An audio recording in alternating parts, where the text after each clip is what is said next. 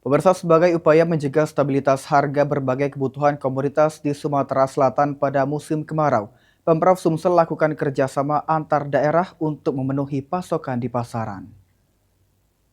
Untuk menjaga stabilitas harga pangan di pasaran pada musim kemarau, pemerintah Provinsi Sumatera Selatan melakukan berbagai upaya agar pasokan bahan pokok dan berbagai komoditas tetap tersedia di Sumatera Selatan.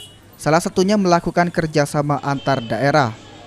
Kepala Dinas Ketahanan Pangan dan Peternakan Provinsi Sumatera Selatan, Ruzuan Effendi mengatakan, beberapa komoditas yang dipasok dari provinsi lain diantaranya cabai, bawang merah, dan sayuran yang tumbuh di dataran tinggi seperti kentang, wortel, dan juga kubis.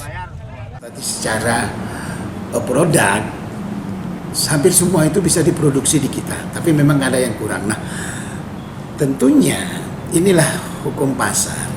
Di mana yang berlebih itu akan didatangkan ke tempat lain sehingga akan stabil, dan kita namanya KAD itu yang kita lakukan. Selain kerjasama antar daerah, Pemprov Sumsel juga melakukan pompanisasi di area pertanian sebagai upaya mencegah gagal panen akibat kekeringan.